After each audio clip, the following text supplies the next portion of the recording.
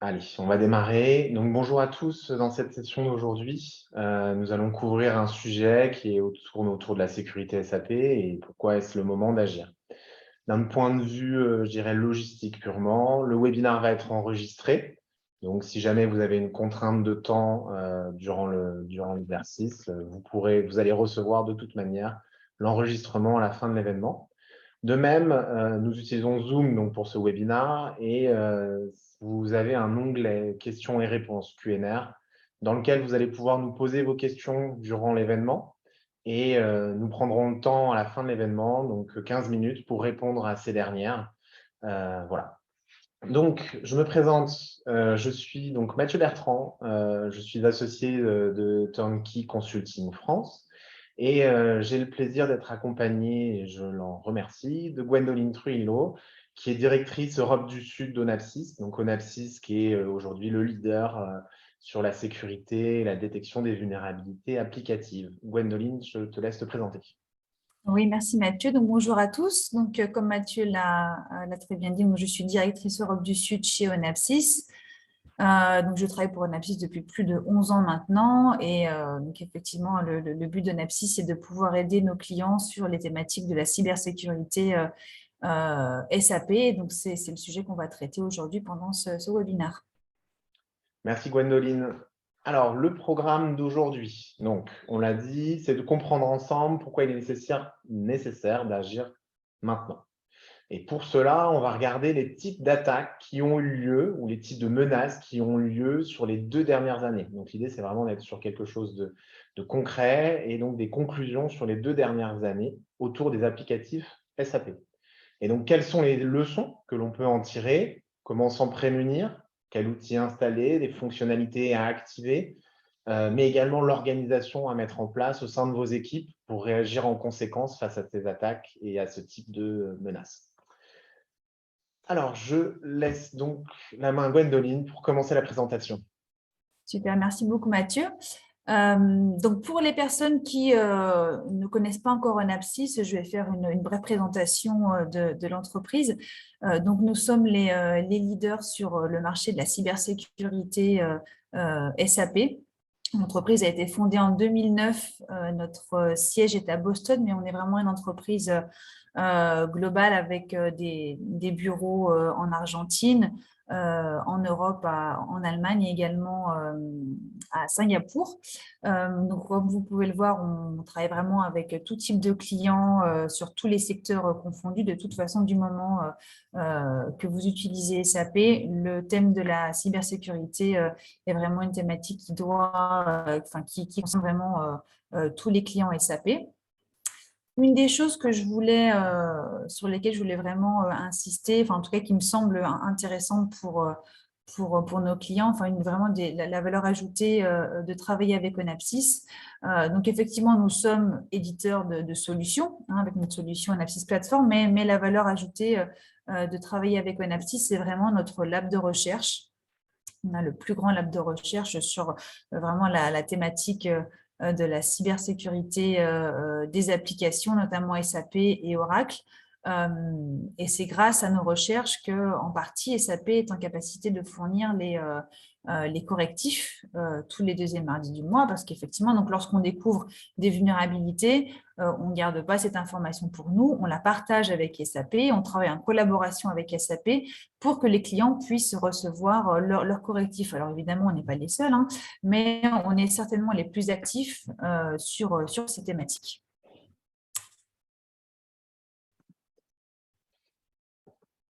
Ok, donc pour mettre un petit peu les choses dans le contexte, pour introduire un petit peu le sujet qu'on va aborder aujourd'hui, je voulais vous parler d'un des types de modèles de sécurité qui s'appelle Defense in Depth et qui est très souvent utilisé par nos clients, donc le DID, Defense in Depth, qui couvre pas mal la plupart des couches du SI, mais qui en réalité néglige souvent la couche applicative.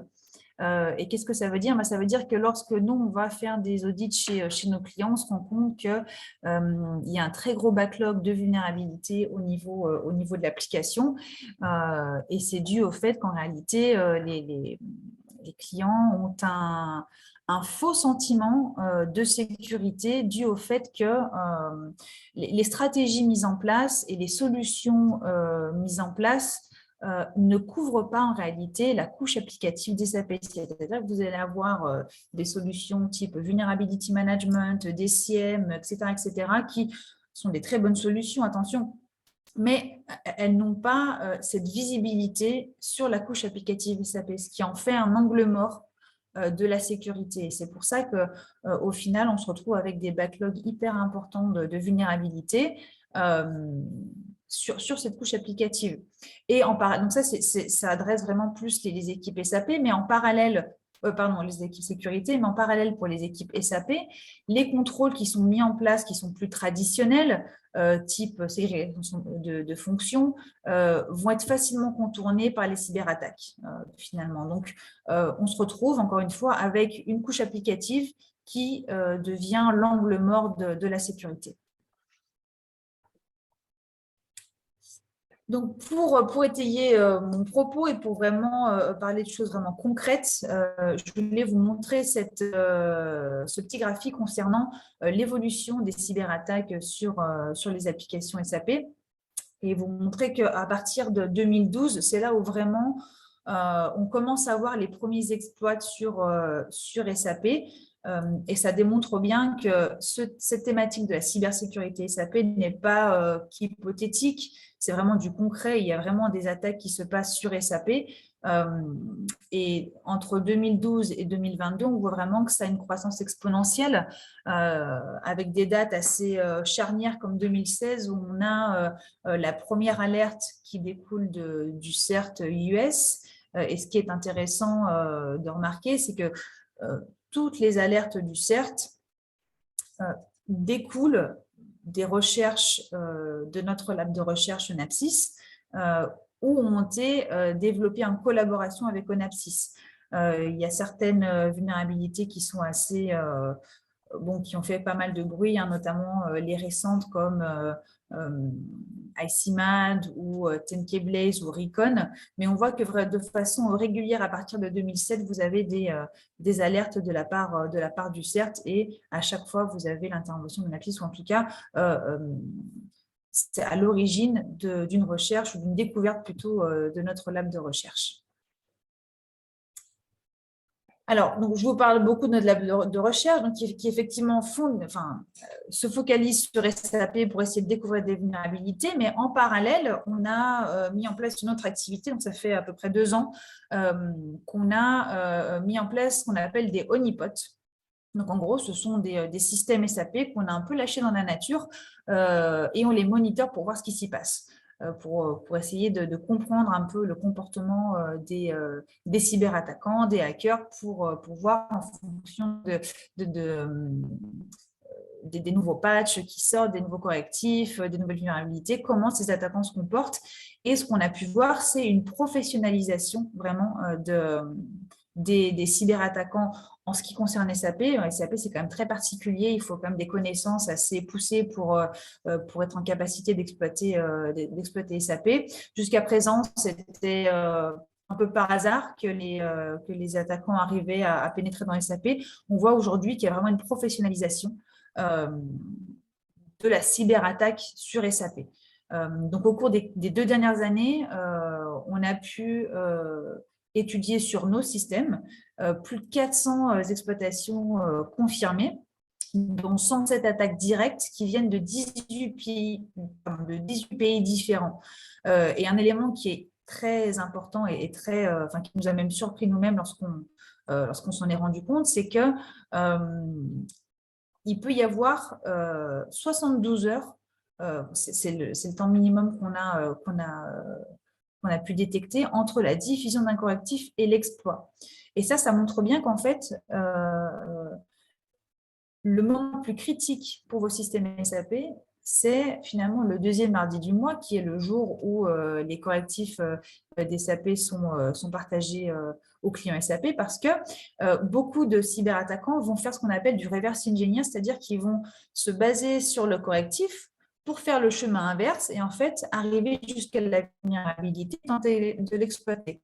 C'est pour ça qu'en fait, il est très important de vraiment prendre en compte cette thématique du vulnerability management et du patching, parce que c'est vraiment là que vous allez pouvoir réduire le risque sur vos systèmes et avoir un process de patching va pouvoir vraiment vous permettre d'améliorer la santé de vos systèmes au niveau vraiment de la sécurité et réduire la fenêtre en fait, d'exposition de vos systèmes.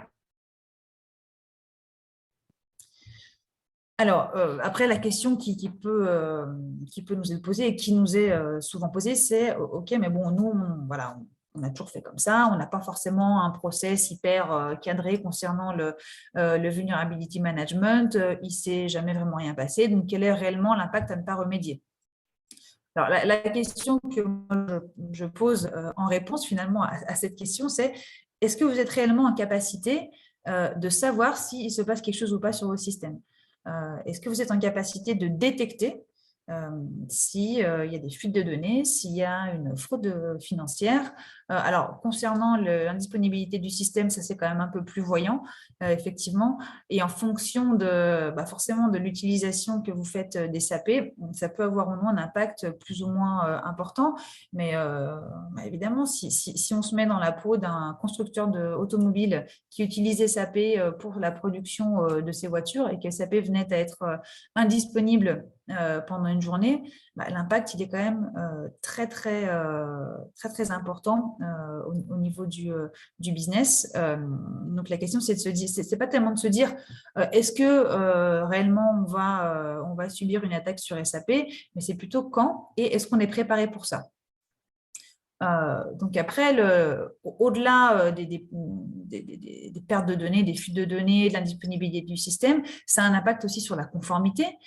Si vous avez des données personnelles sur SAP ou des données financières, donc ça peut avoir un impact par rapport au RGDP, par rapport à SOX, si vous êtes enregistré à la bourse aux US, ça peut retarder des projets, bien sûr, et ça peut avoir un impact sur la réputation parce que forcément, c'est jamais très agréable d'avoir annoncé à ses clients qu'on a été piraté sur SAP ou sur d'autres applications, mais en tout cas, voilà, ça a forcément un impact sur la réputation. Alors, maintenant qu'on a dit tout ça, rien n'est perdu, il y a des solutions. Comme je le disais, il y a des solutions génériques pour les thématiques de vulnerability management, de détection d'intrusion, etc. Mais ces solutions n'ont pas de visibilité ou ne vous permettent pas d'avoir de visibilité sur SAP. C'est pour ça que Onapsys existe, c'est pour finalement vous apporter ce niveau de visibilité complémentaire et vous aider à inclure SAP dans votre stratégie globale de sécurité. Donc, notre solution s'appelle Onapsys Platform et comme je le disais, elle est nourrie de l'information qui découle de notre lab de recherche. Et cette solution, elle est divisée en 4 modules qui vont adresser 4 use cases différents. Vous avez Assess qui va vous permettre d'automatiser les process autour du vulnerability management sur la couche applicative SAP. C'est-à-dire que vous allez pouvoir mettre en place des scans de vulnérabilité pour vraiment découvrir l'état actuel de vos systèmes SAP quant aux vulnérabilités, aux mauvaises configurations, aux patchs manquants, etc., et mettre en place des plans de rémédiation et faire du tracking, pouvoir voir l'évolution aussi de comment vos équipes Basis sont en capacité justement de réduire ce gap et de mettre en place les correctifs. Vous avez également le module Defend. Donc là, on s'attaque plus à la partie réactive, défensive du sujet de sécurité sur SAP. C'est en gros un complément de votre SIEM qui aujourd'hui ne vous permet pas ou ne permet pas à vos équipes SOC de prendre en compte les logs SAP. Donc là, en fait, on va s'intégrer à votre SIEM, préfiltrer les logs et vous permettre d'être alerté sur ce qui se passe sur SAP. Vous allez pouvoir définir vos propres alertes et être en capacité de voir ce qui se passe sur SAP en temps réel. Finalement, vous avez aussi contrôle. Donc là, c'est plus une approche DevSecOps. Donc, être en capacité de scanner votre code customisé avant de l'envoyer en production. Et Comply qui va, c'est un peu un add-on d'Assess ou un complément pour Assess. C'est la capacité en fait de scanner vos systèmes, mais dans une approche plus audit et conformité. C'est-à-dire que vous allez pouvoir déterminer si oui ou non vous êtes conforme à des régulations du marché, type RGDP, SOX, PCI, ISACA. On a plus d'une quinzaine de polices, comme on les appelle, qui sont inclus dans la solution. Donc, c'est vraiment du plug and play, c'est très facile d'utilisation. Ça vous permet de définir votre niveau de conformité par rapport à ces régulations-là et de les customiser en fonction de vos besoins. Voilà, donc vous avez ces 4 modules qui sont disponibles dans la solution qui vous permettent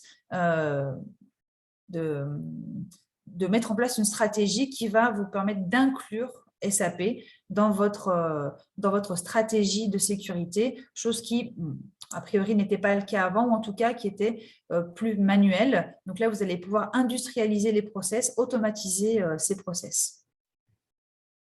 Merci Gwendoline. Donc, ce que je retiens finalement, un des mots-clés, je trouve, de ce que tu nous as présenté, ça a été le besoin de réactivité. On l'a vu avec les patchs. C'est vraiment quelque chose qui est très important.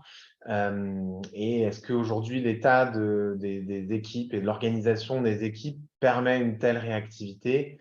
Parfois, la réponse est non. Donc, les acteurs en fait de la sécurité autour de la cyber, on va avoir 2 grands acteurs autour de la cyber. On va avoir à droite toutes les équipes InfoSec, donc qui vont faire leur contrôle autour des périmètres, du réseau, des points d'accès. Ils maîtrisent leur sujet, ils ont leurs prérogatives et ça fonctionne très bien. Maintenant, est-ce qu'ils ont une visibilité sur ce qui se passe dans SAP? Souvent, ce n'est pas le cas. Souvent, c'est une boîte noire pour les équipes InfoSec. On a un besoin d'expertise autour de SAP. C'est un modèle dédié avec des fonctionnements dédiés. Et donc, du coup, on va s'appuyer sur les centres de compétences. Alors, on parle beaucoup de SAP, mais c'est des centres de compétences pour Oracle, pour Salesforce, pour SAP. Voilà, c'est global, c'est l'applicatif. Et donc, ces centres de compétences, pareil, ils vont faire leur contrôle. Ils font très bien leur contrôle. Ces contrôles, ça va être des contrôles sur des équipes de sécurité qui vont être des contrôles de type configuration, sur les accès, est-ce qu'il y a des profils droit élargi de type SAPOL, la mise en place et la conduite du changement, donc change control lorsqu'on va monter des développements en production. Voilà, pareil, on est sur quelque chose qui est maîtrisé. Mais Gwendoline a expliqué aujourd'hui, la Defense in Depth, c'est finalement un modèle qui n'est peut-être pas parfait. Et on va le voir, effectivement, finalement, il y a un angle mort dans ce modèle-là. Et on va essayer de comprendre pourquoi il y a cet angle mort. Alors, déjà, c'était le cas avant, mais c'est de plus en plus le cas. Cette Defense in Depth est de moins en moins on est de moins en moins à l'abri derrière de réseaux. Pourquoi? Parce qu'il y a le cloud, c'est des tendances actuelles, donc le périmètre devient évanescent et poreux. On va avoir la transformation digitale avec de plus en plus d'applications tierces qui vont être connectées sur SAP pour répondre à des problématiques bien particulières. On a, avec la digitalisation, des évolutions permanentes sur nos SAP, avec des projets multiples qui se croisent, des dépendances, des nécessaires évolutions. Donc, on a vu besoin de mettre en place des patchs et des sécurités de façon très rapide, faire évoluer les kernels aussi. Enfin, voilà, donc en fait, finalement, il y a des mises en production tous les week-ends, et ce qui fait que c'est autant de portes d'entrée possibles pour les cyberattaquants. Et malheureusement, les cyberattaquants se professionnalisent. On va le voir aussi par les exemples autour de ICMAD et Recon. Il y a une vraie professionnalisation de cette presque profession, si j'ose dire. Et qu'est-ce qui intéresse les cyberattaquants? C'est les crown jewels. Donc, c'est finalement là où on va avoir l'information avec la plus de valorisation. Et SAP en fait clairement partie. On va avoir de la donnée RH, on va avoir de la donnée financière, stratégique, commerciale. On peut imaginer un modèle où il pourrait y avoir du ransomware, où on vient bloquer un système SAP. S'il y a de la logistique ou de la production derrière, on peut vite avoir des impacts en termes de chiffre d'affaires importants. Et donc, voilà, on le voit, finalement, il y a un fossé. Il y a un fossé entre les équipes InfoSec, on a un fossé et entre les équipes SAP. Et on le constate chez les clients avec lesquels on va avec Onapsys et on va faire des entretiens avec les deux équipes. Si on commence à poser la question des problématiques de cybersécurité sur SAP, la réponse est très souvent la même. L'équipe InfoSec va dire c'est de l'ordre du centre de compétences SAP et l'équipe du centre de compétences SAP va dire c'est de l'ordre de InfoSec. Pourquoi? Parce qu'on a finalement ce sens le centre de compétences va avoir ce sens de protection. Ils vont se dire on est à l'abri du réseau, on est à l'abri des contrôles qui sont exécutés par InfoSec. En plus, les schémas aujourd'hui d'attaque sont de plus en plus complexes. Ils vont toucher plusieurs applicatifs métiers. On l'a vu avec les exemples récents là, de Uber, des attaques sur Uber et Rockstar. Il y a une compromission en fait du MFA, donc qui a permis aux hackers de rentrer sur le réseau. Et puis en fait, ce hacker a réussi à accéder à certaines applications comme un Slack, comme le cloud AWS, ou même leur système de privilege access management.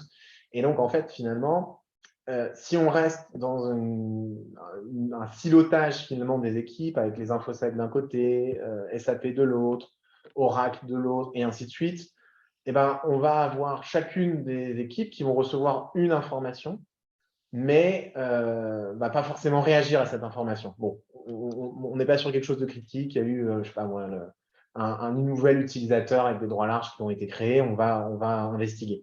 Si les équipes InfoSec reçoivent par un outil l'information qu'il y a eu un accès sur Slack, un accès sur SAP et un accès tierce, on va avoir un faisceau d'informations, on va avoir un flux d'informations qui va pouvoir être recoupé par les équipes InfoSec et piloter du coup et coordonner les réponses et donc se rendre compte finalement de l'importance de l'attaque et qu'il y a une vraie attaque derrière ce faisceau d'informations. Donc c'est là où c'est très important de réconcilier cet angle mort. Et comment on peut faire? On peut le faire par les procédures, par de la sensibilisation, du training des équipes SAP, du training des équipes InfoSec autour de SAP, etc. Mais finalement, la meilleure solution, c'est l'outil. L'outil sera l'occasion de faire ces formations, ces sensibilisations et surtout de responsabiliser. Au travers de la détection de vulnérabilité, il y a derrière le cycle de vie de cette vulnérabilité, de ce cycle de réponse à la vulnérabilité avec des workflows associés et des gens qui vont recevoir ces workflows. Et finalement, la responsabilisation est très importante. Je prends un exemple très concret. Si on parle d'un enfant dans une piscine avec 10 adultes autour, si on ne nomme pas une personne pour surveiller cet enfant, on pourrait penser que l'enfant est en sécurité puisqu'il y a 10 adultes autour. Mais en fait, non. Chacun va penser que l'autre est responsable et va s'occuper de surveiller cet enfant. Alors que non, il faudrait avoir quelqu'un nommément nommé pour cet exercice. Et si cette personne part, il va nommer quelqu'un d'autre. Et là, on est à l'assurance que c'est effectivement l'enfant ne va pas se noyer. C'est la même chose finalement en cybersécurité et les outils vont permettre effectivement de mettre en place la gouvernance autour de des failles, de la détection, des exploits et de coordonner les réponses. Maintenant, on va se concentrer donc sur une partie sur l'ICMAD. Donc, je pense que probablement vous en avez tous entendu parler. En tout cas, je l'espère parce que c'est vrai que c'est une faille importante sur les systèmes SAP. Avant de rentrer dans le détail, je voulais insister. On a dit voilà, on parle des 2 dernières années. Et bien, sur les 2 dernières années, sur 6 des 7 vulnérabilités qui ont été détectées autour de SAP, avec un score CVSS de 10, elles ont été découvertes en partenariat avec SAP par Onapsys. Donc 6 sur les 7. Et ces 6 vulnérabilités, 60% étaient sur SAP HANA. Donc on voit l'importance effectivement du labo de recherche d'Onapsys et on va le voir également au travers de cet exemple ICMAN. Donc tout a commencé, alors on a toute une crise chronologique, voilà. On va commencer donc en janvier 2021 où Onapsys travaille avec Facebook pour faire du pen testing sur certains produits. Ils détectent effectivement des risques autour d'injection HTTP sur des applications métiers critiques et donc Onapsys commence à sentir qu'il y a un risque autour de ça et travaille autour de cette problématique-là. En avril 2021, ils vont publier avec SAP un rapport autour de ce risque, donc la menace de contrebande de requêtes HTTP. SAP va y répondre avec une note de sécurité en septembre 2021. Mais Onapsys continue à pousser ses recherches autour de HTTP et en fait va découvrir que l'outil ICM, donc SAP Internet Communication Manager, qui est présent partout. Avec les niveaux de kernel au moment de la découverte, on avait 99% des clients SAP qui étaient concernés. Donc, c'est vraiment très important.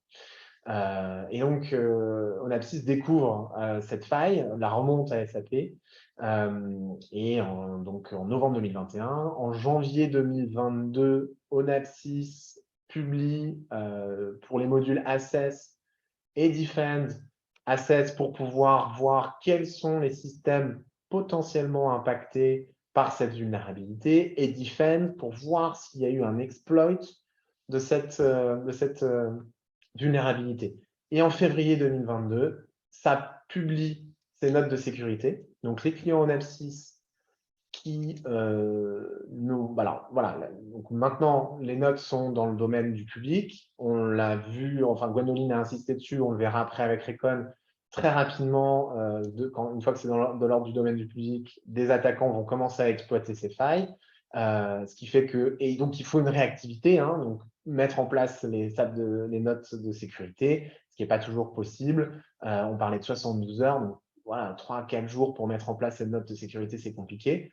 Or, les clients d'Onapsys avaient donc déjà la connaissance des systèmes impactés, et de deux, avec Defend, le moyen de détecter s'il y a eu des injections de HTTP, donc s'il y a eu des tentatives d'exploit sur ICM. Donc finalement, ils sont protégés, ils ont compensé le fait de ne pas pouvoir mettre en place tout de suite la note de sécurité. Donc, 0 day, ils sont protégés. Et dans la semaine qui suit, Onapsys a publié 2 autres indicateurs également pour aller plus loin sur cette problématique-là. Très rapidement, Recon, je voulais juste vous donner comme exemple. Donc, SAP publie un correctif le 13 juillet. Le 16 juillet, on a une vidéo sur YouTube pour expliquer comment exploiter cette faille. Et le 19, on a carrément un exploit qui est disponible à la vente. Ça veut dire que n'importe qui avec un peu de connaissances IT va pouvoir l'utiliser s'il est mal intentionné. Donc voilà, on le voit, c'est du concret. Ça peut arriver très rapidement. Et dernier slide, pour vous, voilà, on a parlé donc de Onapsys, mais finalement, comment Turnkey avec Onapsys peut vous aider à tirer le meilleur parti de ces modules et également de vous aider, puisqu'on l'a vu, la gouvernance est très importante autour de ces problématiques de sécurité, donc de mettre en place la gouvernance autour d'Onapsys. Donc l'idée, bien sûr, un projet comme de mise en place comme Onapsys. Idéalement, il faudrait mettre Onapsys à minima les modules Assess et Defend sur tous les éléments de applicatifs SAP. Donc, on parle d'un ECC, mais on va parler également d'un Solman, d'un PO, de l'ICMAN, etc. Donc, il y a plein de modules possibles. Et bon, parfois, en termes de budget ou de temps à consacrer, on n'a pas forcément la possibilité. Donc, l'idée, c'est de travailler avec vous sur une feuille de route pour sécuriser et prioriser vos systèmes clés. Ensuite, ça va être de voir, en fonction de vos problématiques, est-ce qu'on active d'abord du Assess pour faire un état des lieux ou plutôt du Defend pour se protéger parce que vous avez déjà constaté des failles sur vos systèmes? Voilà, l'idée, c'est vraiment de mettre en place Onapsys pour répondre au mieux à vos problématiques.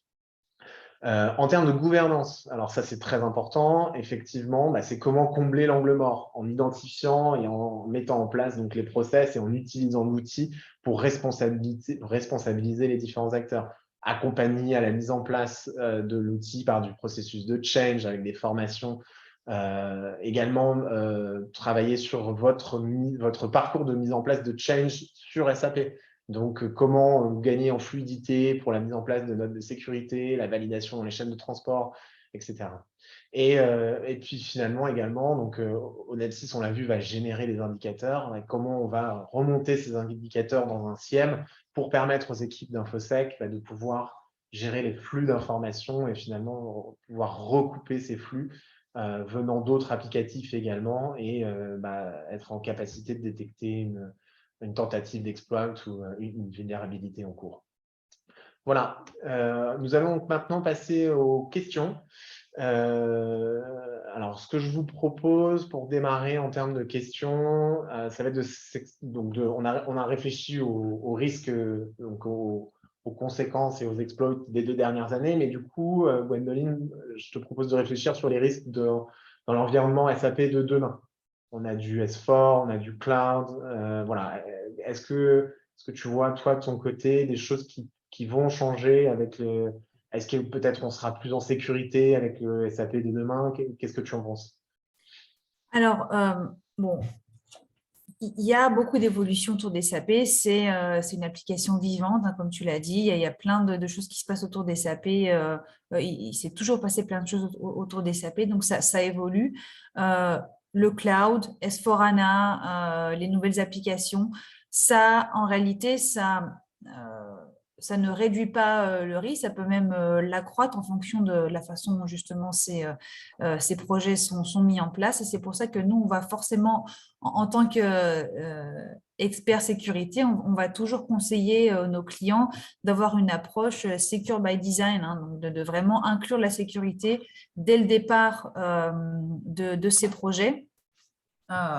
Donc, si on parle de nouvelles applications qui sont développées et on parle sur du greenfield, forcément, nous, soit qu'on va penser en premier ou ce qu'on va conseiller à nos clients, c'est de mettre en place une approche vraiment DevSecOps, hein, Shift Left, donc c'est-à-dire de pouvoir développer leurs applications et développer le code ABAP, hein, notamment en ce qui concerne SAP, de façon sécure dès le départ. Donc, d'être en capacité de scanner le code au fur et à mesure qu'il est développé avant de l'envoyer en production pour éviter justement ce dont on parlait précédemment, ce backlog de vulnérabilité. Et là, au niveau du code. Après, chaque client a ses propres problématiques et ses propres use cases. Et tu en as très bien, enfin, tu en as parlé déjà sur ta slide précédente. Les use cases sont différents, donc les besoins vont être différents, mais en tous les cas, personnellement, je ne vois pas forcément d'amélioration de la sécurité des systèmes SAP avec les nouvelles tendances. Mais encore une fois, ce que nous, on va conseiller à nos clients, c'est vraiment d'avoir cette approche secure by design et de surtout ne pas considérer que les systèmes SAP, bien que ce soit des applications très performantes, mais ce ne sont pas des applications qui sont sécures par défaut. Il y a des mauvaises configurations qui sont justement par défaut, qu'il faut remettre de façon sécurisée. Donc, il faut être en capacité de scanner continuellement ces systèmes SAP tout au long de la vie du système. Ouais, je te rejoins complètement. Et du coup, effectivement, avec les projets de migration vers du S4HANA, sécurisé par design dès le départ, finalement, c'est clé parce que, bon, on sait très bien, une fois que les systèmes sont en place, faire évoluer et sécuriser, bon, ça va prendre plus de temps. Alors, si on le fait dès le départ, finalement, c'est un gain de temps et un gain d'argent. Avant de passer à la question suivante, j'invite tout le monde à poser n'importe quelle question, si on n'a pas forcément le temps de les couvrir. De notre côté, de toute façon, nous allons les noter et nous reviendrons vers vous. Donc, n'hésitez pas, hein, que ce soit technique ou voilà, allez-y. On passe donc du coup à la deuxième question. On a beaucoup parlé de l'angle mort, on a un petit peu évoqué le fait qu'effectivement, quand on faisait des entretiens, on mettait en avant finalement que les équipes InfoSec et les équipes ABAP ne pouvaient pas forcément avoir cette vision de l'angle mort. Mais est-ce que tu penses qu'aujourd'hui, de plus en plus, les sociétés avec qui vous échangez réalisent l'existence de cet angle mort dans leurs équipes? Alors, il y a pas de…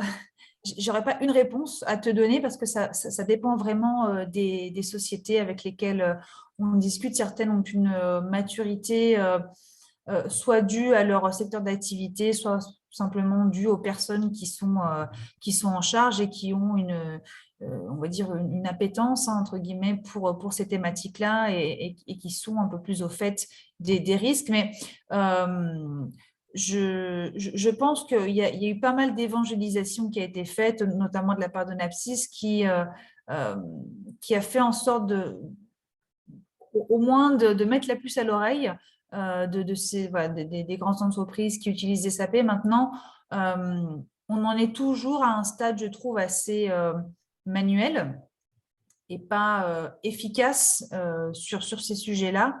Il y a vraiment un besoin d'automatisation, un besoin d'industrialisation des process pour que ce soit vraiment efficace. Je ne sais Et pas ce que tu en penses, réactif mais plutôt. ouais, je pense que l'automatisation, c'est encore quelque chose qui est manquant et enfin, en tout cas, c'est ce qu'on voit chez nos clients. On le constate également hein, chez les clients chez lesquels on peut travailler ou qui nous posent leurs questions. Effectivement, on sent qu'il y a ce besoin. Tout le monde prend conscience de ce besoin de réactivité. On parle de 72 heures, 3-4 jours pour pouvoir patcher. Voilà, il y a beaucoup de gens qui en sont encore assez loin. Et on disait, hein, en termes de niveau de kernel, ben, ça prend du temps de mettre à jour et de passer sur des nouveaux niveaux. Mais pour autant, ben, on se retrouve face à exposés à des niveaux de risque qui sont importants et qu'il ne faut pas négliger. Voilà. En général, bon, on l'a bien compris, hein, les clients sont tous différents, tous des niveaux de maturité différents, mais par quoi les clients commencent en général un tel projet de sécurisation en France ou ailleurs? Euh, Alors, ouais, c'est une bonne question. Et encore une fois, hein, il n'y a pas une réponse, mais en fonction des projets en place, il y a souvent deux approches. Alors, lorsqu'il y a justement, oui, lorsqu'il n'y a pas de projet ou il n'y a pas forcément d'évolution prévue sur SAP, ce qui est souvent mis en place en premier et ce que nous, on va conseiller, c'est de commencer par Assess, parce qu'Assess, c'est vraiment le cœur de la thématique de la sécurité applicative sur SAP. C'est l'approche proactive hmm, de la sécurité, c'est-à-dire scanner ces systèmes, voir l'état de sécurité de ces systèmes et pouvoir mettre en place une stratégie de rémédiation et pouvoir traquer l'évolution. Euh, ça prend du temps, surtout quand on n'a pas forcément eu de process avant autour de ces questions-là, mais c'est absolument nécessaire et c'est par là qu'on conseille de commencer. Par la suite, on peut mettre en place du DIFEN pour avoir un peu des contrôles compensateurs, parce que comme je le disais, ça prend du temps de patcher tout ce qui est à patcher. Et le fait de pouvoir au moins détecter ce qui se passe sur SAP pendant qu'on est en train de mettre en place les correctifs, c'est hyper important. Là, ça va être l'approche plus réactive. hmm. Mais ces deux approches vont en parallèle, mais je conseillerais souvent de commencer par Assess. Après, quand il y a justement des projets, notamment de migration sur S4HANA ou des nouveaux systèmes qui sont installés et développés, c'est d'avoir du contrôle for code. Donc, de pouvoir justement développer le code de façon sécure dès le départ, hein, comme on l'expliquait tout à l'heure. Là, c'est pour les cas où il y a des projets de migration, il y a des projets de développement de nouveaux systèmes, c'est d'éviter d'avoir un système qui est live et qui a été développé sans vérifier l'état de sécurité dès le départ, comme tu le disais, hein, quand il s'agit après de, de remettre à jour ces systèmes, c'est souvent très laborieux, ça prend énormément de temps, il faut arrêter les systèmes, donc c'est jamais bien facile. De pouvoir avoir une approche DevSecOps, ça va vraiment faciliter la mise en place de la stratégie de sécurité vraiment dès le départ. Ok, très clair. Non, effectivement, ne serait-ce que le module Access, on parlait d'une feuille de route, mais si on n'a aucune idée de notre niveau de maturité, notre niveau d'exposition au risque, c'est vrai que ça peut être finalement la première pierre à l'édifice. Ou alors on peut carrément envisager la route inverse où en fait on sait qu'on veut se mettre en conformité sur une réglementation bien particulière et partir de comply pour redescendre derrière. C'est vrai que tous les scénarios sont possibles. On voit que vous avez une suite très complète et qui permet d'adresser l'ensemble des problématiques de la chaîne de sécurité. Donc effectivement, bah voilà, ça dépend vraiment des problématiques des différents clients. Bon, je pense qu'on a répondu à toutes les questions. On n'a pas eu d'autres questions. Donc, vous allez recevoir de toute manière donc le webinar. Vous pouvez nous contacter directement si vous avez d'autres questions, besoin d'informations complémentaires. On se tient à votre disposition. Et puis, bah, on vous remercie pour votre attention. Encore une fois, Gwendoline, merci d'être venue, de nous avoir rejoints sur ce Merci à toi webinaire. et merci à Et, tous. et du coup, bah, je vous souhaite à tous une très bonne journée. Merci beaucoup. Au revoir à tous. Au revoir.